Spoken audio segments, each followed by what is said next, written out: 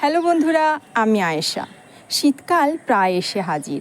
এখন রকমারি শাকসবজি পাওয়া যাবে, তার মধ্যে বাঁধাকপিটা আমার বড্ড প্রিয়।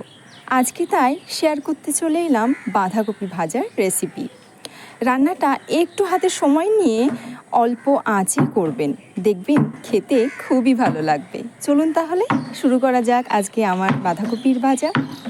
কড়াই গরম হলে এতে 3 টেবিল চামচ পরিমাণ সর্ষের তেল দিয়ে দিলাম। তেলের মধ্যে একটা শুকনো লঙ্কা, একটা তেজপাতা এবং হাফ চা চামচ মতন 5 ফোড়নে একটা ফোড়ন দিয়ে দিচ্ছি। এরপর একটা মাঝারি সাইজের পেঁয়াজের কুচি আমি এই ফোড়নের মধ্যে অ্যাড করে দিচ্ছি আর দিয়ে দিচ্ছি 2টো চেরা কাঁচা লঙ্কা। হালকা ব্রাউন করে আমি একটুখানি পেঁয়াজটা ভেজে নেব। দেখুন পেঁয়াজটা আমার ভাজা হয়ে গেছে। এই পর্যায়ে আমি দিয়ে দিচ্ছি একটা ছোট সাইজের একদম ছোট করে কেটে রাখা টমেটো, দিয়ে দিলাম 1 চা চামচ মতন আদা রসুনের পেস্ট, অ্যাড করছি কিছু গুঁড়ো মশলা। 1 চা চামচ মতন দিলাম আমি জিরে গুঁড়ো, 1 চা চামচ মতো ধনে গুঁড়ো এবং সামান্য একটু প্রায় হাফ চা চামচ মতন পরিমাণ আমি চিনি এর মধ্যে অ্যাড করছি। সমস্ত মশলাগুলো একটু ভালো করে মিশিয়ে নিলাম যাতে পুড়ে না যায়, তাই একটু জল অ্যাড করে দিচ্ছি। দিয়ে দিলাম 1 চা চামচ মতন হলুদের গুঁড়ো আর স্বাদ মতন লবণ। এরপর মশলাটা কষানোর জন্যে আমি 1 মিনিটের জন্যে ঢেকে দেব। 1 মিনিট পর আমি ফিরে আসছি। দেখুন মশলাটা আমার কষানো হয়ে গেছে, তেল ছেড়ে দিয়েছে। এবার আমি এর মধ্যে দিয়ে দিচ্ছি খুব মিহি করে কেটে রাখা একটা বাঁধাকপি এবং 2টো মিডিয়াম সাইজের আলু, যেটাকে আমি ছোট করে কেটে রেখেছিলাম। এই দুটো দেওয়ার পরে আমি খুব ভালো মতন মশলাটার সঙ্গে বাঁধাকপি এবং আলুটাকে মিশিয়ে নিচ্ছি।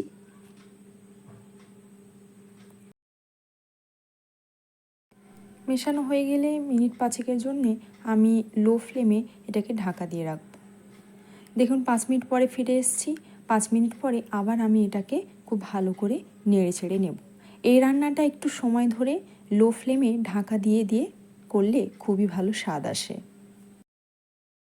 ফিরে আসছি 10 মিনিট পরে। 10 মিনিটের মতন সময় আমি লো ফ্লেমে রান্নাটা হতে দিয়েছিলাম। দেখুন অনেকটাই জল শুকিয়ে এসছে। এই পর্যায়ে আমি একটা ভাজা মশলা, যেটা ঘরেই করে থাকি, ভাজা মশলাটা 1 চা চামচ মতন দিয়ে দিচ্ছি। এরপর আবারও আমি মশলাটার সঙ্গে বাঁধাকপিটা নেড়ে চেড়ে মিশিয়ে নিব। দেখুন রান্নাটা আমার প্রায় হয়ে এসছে। এই পর্যায়ে আমি বেশ কিছুটা পরিমাণ ধনেপাতা কুচি অ্যাড করে দিলাম এবং কপিটার সঙ্গে মিশিয়ে নিচ্ছি। রান্নাটা নামানোর আগে 1 চা চামচ মতন ঘি আমি এর মধ্যে অ্যাড করে দিচ্ছি এবং কপিটার সঙ্গে ভালো করে মিশিয়ে নিচ্ছি। গ্যাসে ফ্লেম অফ করে 1 মিনিটের জন্য আমি ঢাকা দিয়ে রেখে দিচ্ছি। দেখুন তৈরি হয়ে গেল আমার সহজ এবং সুস্বাদু একটি রেসিপি, বাঁধাকপি ভাজা। আপনারাও আমার ভিডিওটি অবশ্যই দেখবেন। যদি ভালো লেগে থাকে তাহলে লাইক করবেন, কমেন্ট করবেন, চ্যানেলটিকে সাবস্ক্রাইব করে রাখবেন। নমস্কার।